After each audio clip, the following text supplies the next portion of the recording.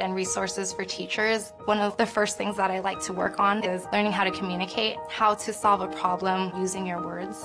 Hi, neighbor. I use 𝗟𝗫𝗃 in the classroom all the time. I absolutely think that PBS Kids is a valuable and credible source to use as an educator. The kids like to watch it, the kids like to do it, and it's learning, real learning. You're watching New England Public Media on WGBY Springfield.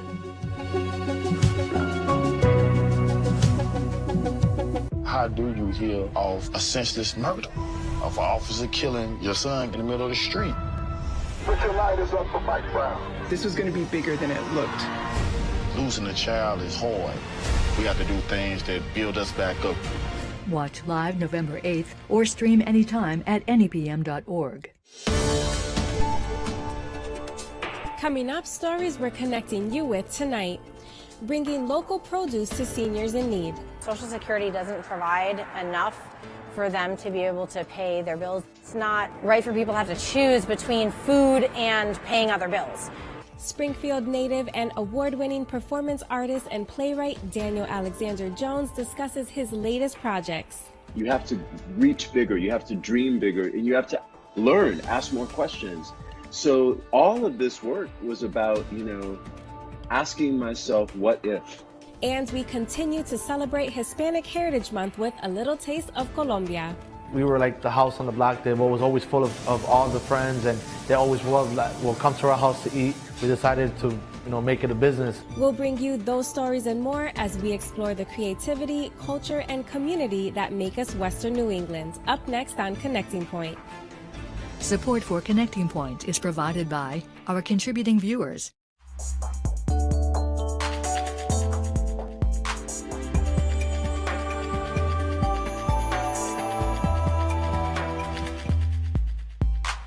Good evening, and thanks for joining us for Connecting Point. I'm 𝗖𝗍𝗍𝗍𝗍.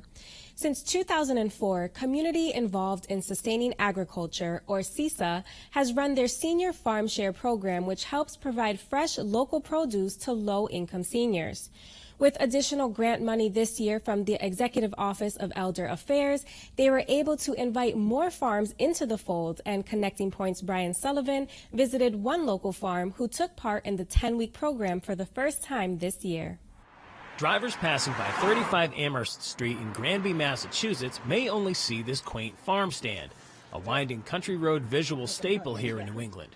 What they don't see are the 25 acres of land stretched out behind the farmhouse, where there are fields and greenhouses loaded with organically grown produce and flowers.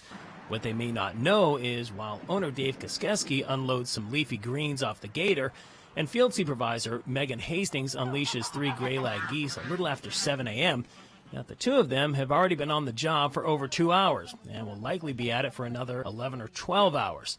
Now, 25 acres may sound like a lot of land to the average city dweller like me, but it's actually a small farm, and this is the early part to a typical 14-hour day toiling the soil. We are a small farm. We have a small crew here, and so we have people who work in the field and we have people who work in the store. But for the most part, the people who work in the field also work in the washroom. They also plant stuff. They weed stuff. Pretty much everybody does everything around here. We do all the planting, the picking, all of that stuff. Dave and I work along with whoever is working for us at the time. We don't have, we don't send our employees out to do work and just, hang back here. It's kind of a hands-on job for everyone. Regardless of the size of the farm, it's the reputation here that was big enough for it to be chosen in 2021 as one of 13 local farms across Hampton, Hampshire, and Franklin counties to take part in the Senior Farm Share program. That's a program that's helped provide fresh produce for low-income seniors since 2004 and is run by the CISA organization, or Community Involved in Sustaining Agriculture. This year, their grant money was increased to $75,000, which allowed them to expand their outreach. They chose South Hadley. South Hadley had applied and asked to be part of the program, and they chose South Hadley as one of their expansion sites. And when they asked the South Hadley Council on Aging, if there were any farms that they wanted to work with, there aren't really a lot of produce farms. There's nobody that does CSAs in South Hadley. but several of the South Hadley Council on Aging people knew about our farm and said that they would be interested in working with us. The program, which runs for 10 weeks from late summer to early fall, had just wrapped up about a week before our visit there. But it was nice getting a chance to see that even a small operation like this farm can have such a big impact on the community. When I was growing up, the idea that my grandparents or people my grandparents' age could ever be in need of some of life's basic necessities was never a thought in my head. Now, as an adult, I realize it's just one of life's harsh realities. But with this program and help from local farms like Dave's Natural Garden here in Granby, it doesn't necessarily have to be. You know, I never really thought that my grandparents would be people who would, need help buying food either. And they weren't. But, there are a lot of seniors in the area, they have a really limited income. Social Security doesn't provide enough for them to be able to pay their bills. And, it's not right for people to have to choose between food and paying other bills. While 2021 was the first year of their involvement in the Senior Farm Share program, the folks here at Dave's Natural Garden are no strangers to community-supported agriculture, and it was a positive experience for everyone involved. So now they can set their sights on making this an annual tradition. It was a great partnership, and we really enjoyed participating in it. It was awesome to be able to get feedback from the people who were a part of it and to see how much they enjoyed participating when they came here at the farm. They really had great things to say about it, so it was awesome for us. We're totally hoping to do it next year. Every Friday night, Connecting Point explores the creativity, culture, and community that make us Western New England, but it doesn't stop there. You can find us online anytime for exclusive features and content. On This Week in 1964, the Reverend Martin Luther King Jr. received the Nobel Peace Prize for his nonviolent protest of racial prejudice in America.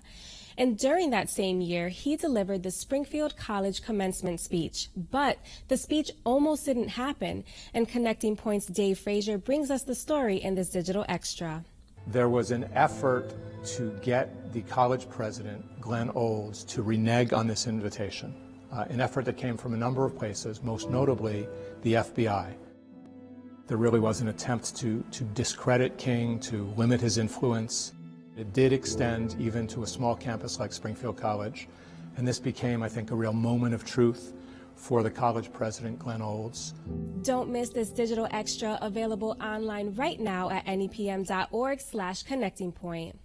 Award-winning performance artist, playwright, and Springfield native Daniel Alexander Jones has released several projects this fall, including 2 new books, an album, music videos, and a podcast series.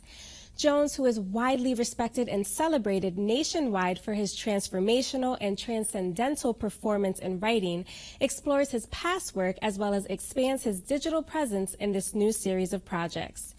I spoke with Jones to learn more about his new bodies of work and how his upbringing in Springfield influenced him to become the successful artist he is today. I was very fortunate to be coming up during an era where Springfield had some of the best public schools in the nation. And the teachers were so generous and so loving, and I feel like I was able to, through their teaching and through their guidance, find out that I was an artist, and to then learn that could be a path I could take. And they were, we came from working class neighborhood, and there was no sense that a career in the arts was something that I had seen before necessarily.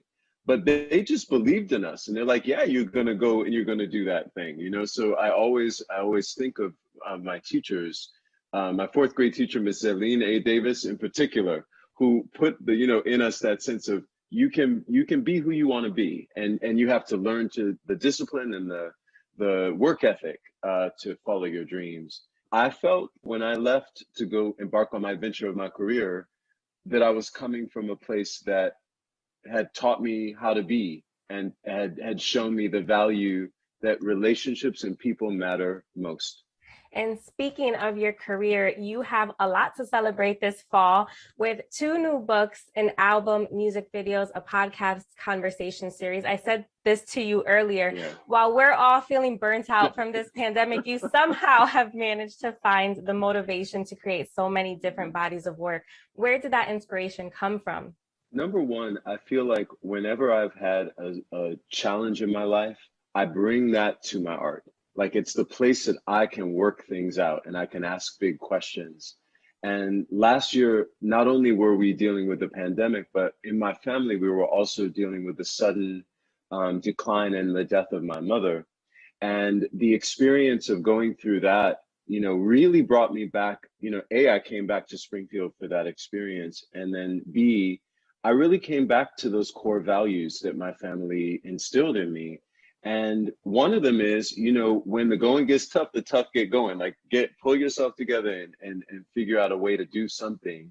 And then the other one is, you know, that if you're dealing with something that's really challenging, then the things that you already have at your disposal aren't going to help you get out of it. You have to reach bigger, you have to dream bigger, and you have to learn, ask more questions. So all of this work was about, you know, asking myself, what if, you know, and the music and the videos came out of like thinking about what happens when we die, because my mom was on her way toward passing. And it led me to a meditation on the solar system and the universe. And so all of that work came out of sitting with my own grief and sitting with my own wonder about life and death. And then the book was, you know, all of these works that I've made, and being invited by this publisher to collect them and to have a chance to go back. And a couple of the pieces are actually set in Springfield. So it's like, it was deep to kind of come back and say, you know, I've been in dialogue with this place for decades. Right. Yeah. Mm-hmm. How was it like for you to revisit all of these past pieces of work? Because the book that you're referring to, Love Like Light, it's a collection of 25 years worth of your pieces. Yeah. How were you able to choose, and how was it feeling, you know, having to reminisce on those pieces? Yeah, what a beautiful question.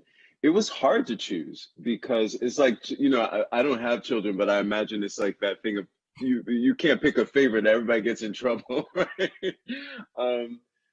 But I love the opportunity to say, yo, these are questions that I had in the 1990s. These are questions that I had in the 2000s. These are questions I had in the 2010s. And to say that I realize I'm a creature that is related to history. You know, we're all in a historical moment. And so for me, the joy was to go back and say, wow, I remember that community mindedness and that energy of togetherness and uplift that was in the 70s from the civil rights movement. Like I remember what that felt like. So the work that I wrote about that testifies to that. And then I remember the hardship that came during the Reagan years economically and politically for our communities. And I was able to write about that. And then also writing about identity and you know, I wrote a lot about gender and sexuality and multiplicity and identity before we had a lot of that language. For now, there's a lot more freedom and space. And so it was really powerful to look back and say, I wrote about those things even before a lot of people were writing about them. That's amazing. And the pandemic presented you with a unique opportunity to explore the digital universe with your series Attend, which you were referencing before, which features yourself and I have to mention your alter ego, Jemima Jones. What was it like transforming this live production into now a digital production? What did you learn from it? First of all, I had the best time, you know, because anyone who does theater or does live performance anywhere, like if you sing in church or communities, whatever you do, you know that there's so much work that goes into it and then you do it and it's gone. But doing this work where it lives now in these videos and you can keep coming back to it and you can share it across vast distances, everybody doesn't have to be in that room, was a revelation. One of the statements that stood out to me on your website was when you say that your work is continuous, but it's not your work alone. Why is collaboration between the arts and different artists so important for you and important for the community as well? I believe that we are always smarter, more loving, and more capable when we find ways to come together, period. And I know that I know certain things very well. I know I have certain talents and abilities, but I also know what I don't know and what I can't do. And so when I dream of a piece or have a big question I want to explore in art, I automatically say, who are going to be the people that are going to bring the contributions that will make it whole? Because I can't do that by myself. And then you find that not only do they bring out your best, but you can, and it's not easy because people got personalities and people have histories and and stuff, drama occurs for sure. But if you're committed to the idea, then you can find a way to inspire others as well to bring out the best of themselves. Now, the last question that I have to ask, I want to talk about Jo Mama Jones really quick because she came to you in 1995. And as a messenger coming from the future, what would Jo Mama Jones want to share with us about the future? Without question, she would say that the future is in our hands and we must take action in the service of those things I'm talking about community, about generosity. The greatest tragedy of my lifetime was watching that movement from that community-minded civil rights era into the me generation of Reagan, and the way that as individuals we're led to believe we're in it alone, we should only go for our own, and that helping other people is weakness. So what she would say is, the time is coming where we're going to need one another, and so you better start practicing now. All month long, NEPM and Connecting Point continue to celebrate the rich diversity of Latino culture right here in Western New England. That diverse culture includes some incredible food, and we've got a tasty treat for you this evening. Juan Uribe has fond memories of growing up in Holyoke and having people from the neighborhood over to his family's house to enjoy some good Colombian food. When he got older, he and his brother 𝗘𝗏𝗏𝗏 wanted to keep that tradition going, so they opened up 𝗘𝗏𝗏𝗏𝗏 Colombiano, a family-run restaurant on High Street in the city, and producer Dave Frazier brings us the story. It was a flurry of activity on a recent Friday night in the kitchen at 𝗘𝗏𝗏𝗏𝗏 Colombiano restaurant in Holyoke. As food items were being prepared on the grill, other meals were being packaged and ready for pickup. The business is the only Colombian restaurant in the Paper City, according to owners Juan and 𝗘𝗏𝗏𝗏𝗏 Uribe. We love food, we love entertaining people, we love hosting people. We've always been like that since kids. We were like the house on the block that was always full of all the friends, and they always will come to our house to eat. So we decided to make it a business. The two brothers started the restaurant in April of this year. They grew up in Holyoke and rely on family to help cook, clean, and serve. Parents came from Colombia, and they were in New York, and then they came over here in 1987. The only people that work here is family. Family, that's it. Brothers, aunts, uncles, cousins, everybody. So I have my cousin Matthew, my father as the head chef over here, Juan Uribe, Sr. We have Rody, and we have Stella. They all have their spots they work with. It's pretty tight in here, but we work as a team when we make it happen. We decided to do it in Holyoke because obviously we're born and raised in Holyoke, and we see the potential Holyoke has. It's an awesome place to start a business, and I wouldn't want to do it anywhere else, to be honest. Colombian food has some degree of Spanish influence, along with African American and that of indigenous people. Most Colombian meals include meat, rice, and a vegetable, regardless of the time of day they are served. Bandeja paisa is one of the more popular items on the menu because of the amount of food presented with each serving. Rice, beans, pork, steak, sweet plantains, corn cake, sausage. Juan Uribe Sr. is the main chef in the kitchen.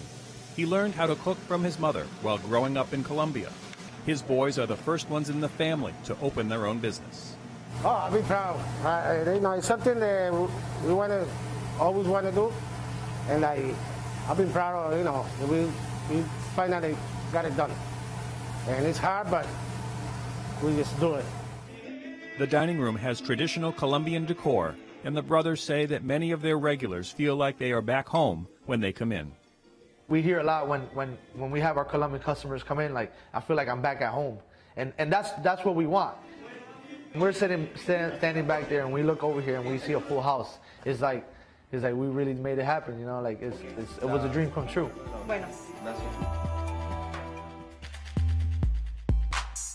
And you can find more stories of the creativity, culture, and communities that make up the Latino experience in our region online at nepm.org/connectingpoint, including our next story.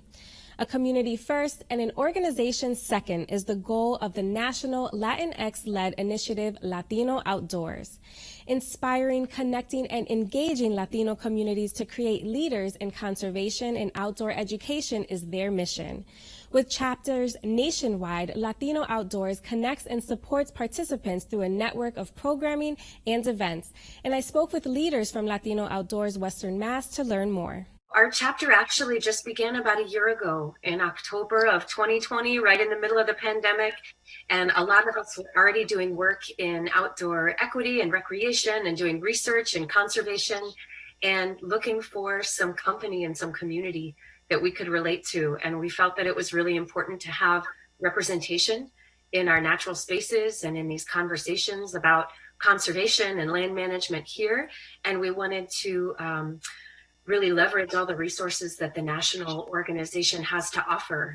Speaking about that representation, this organization is creating a national community of Latino leaders in environmental and conservation. Why is there an emphasis on serving this particular demographic?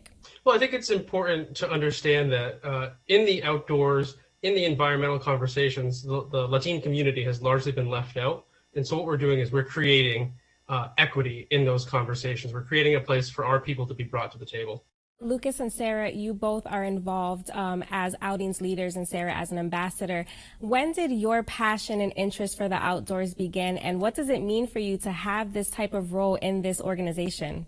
I've always loved being outdoors. I think my family and certainly our culture has always embraced conservation. And I think finding this community has given me family away from family, which is incredibly important. I think most of us are transplants here to this Western Massachusetts area. And so it's just been incredibly wonderful to have people that I could connect with on both of those planes, because oftentimes operating within these natural spaces and science education and conservation has oftentimes made me feel like I had to check my culture at the trailhead or at the door. So it's wonderful to be in a space where I can bring those two together. Aside from exploring and appreciating the outdoors and nature, talk to me about the other life skills that people are gaining from being a part of this organization. Well, we're talking about having deep conversations. We're talking about our culture. We're talking about bringing people to the table to learn about who they are and exploring how that applies to the outdoors. We're talking about interacting with different organizations. We've worked in the past with Holyoke Bike Ped. We've worked with Appalachian Mountain Trail. Mountain Grace has been an absolutely critical partner in a lot of what we've done during Latino Conservation Week. And leadership opportunities as well, correct? Yes, absolutely. Absolutely. We have a lot of educational experiences that are meant to promote self-growth and self-development. This Saturday, you all are hosting a bird walk at Forest Park. Talk to me about that event and other events that you have coming up. Our birding event is meant to kick off. It's our celebration for Hispanic Latino Heritage Month. One of our members, our program coordinator, is an ecologist, a bird ecologist, and he is very enthusiastic. He is currently running a bird banding program with participants across Western Mass. And so together, we're coming together with our community and with our partners to help the public interact with birds, to learn more about the species that are here actually in Forest Park and in the Springfield, Holyoke area. It's been almost a year since you all have been a chapter for Latino Outdoors. What have been some of your favorite moments or events that have taken place? One that comes to my mind is our very first event. It was a virtual event, just to try and honor safety and make sure everybody was calling in from a safe space. But we were able to partner with the Harvard Forest here in Western Massachusetts in Petersham and offer a virtual tour. And we had people from our community calling in from all over the country and really highlighting some wonderful efforts that are going on here in Western Massachusetts and being able to represent, you know, a presence there and really connect with the space here. And it was really wonderful to see, and great information about the Harvard Forest we all got to learn together. So we had our big Latino Conservation Week celebration, and we held that at Scott Tower, and we led guided tours up to the tower, which was a great experience. For me, that was my first Latino Outdoors event as well. I had jumped in kind of in the middle of the planning of that as a newer member of the organization. And it was just great to see all the folks, all the different backgrounds that came together to make the event happen in partnership with us, but also the members of the public that came too, to see some of them for the first time, a gem right in their own city, right in their backyard. For those who may be curious or are unsure if the outdoors is for them, what message would you like to share with them? Well, the outdoors is for everybody. You know, that's really the message here. The outdoors is for everybody. You don't have to be an expert climber. You don't have to be an expert hiker. There are all sorts of different ways to get involved with the outdoors around you. There's hiking, there's kayaking, there's canoeing. There are small trails. A lot of our communities have conservation lands that are pretty well managed, that have some easier trails. And then you do have the harder hikes like Mount Tom. I think too, it's important just to offer an open invitation, and that's really what we're here for people to come out and meet some new people and try some new experiences and see how it fits you. You know, there's a lot that Western Massachusetts has to offer in terms of access points and opportunities to connect with nature. And I know all of us in the Western Massachusetts region have really benefited from those opportunities, and we just want to share them with folks. So it's our job and our privilege and our honor to do everything we can to create a welcoming and safe space for folks to come out and see what works for them. That does it for Connecting Point for October 15th, 2021. Remember, you can always find the stories that you saw tonight, as well as exclusive features, digital-only content, and more online anytime at nepm.org/connectingpoint. And please be sure to join us again next Friday night at 6 right here on New England Public Media for more stories of the creativity, culture, and community that make us Western New England. I'm 𝗖𝗑𝗍𝗍. Thanks for watching and have a great evening. Support for Connecting Point is provided by our contributing viewers.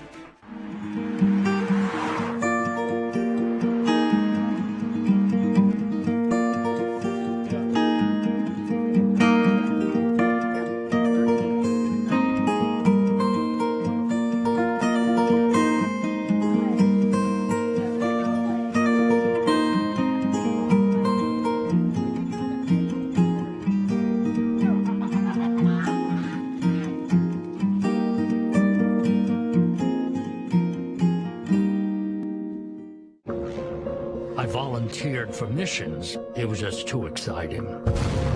Beware what you wish for. That's when the ambush starts. He was walking on the ridge line, and I fired.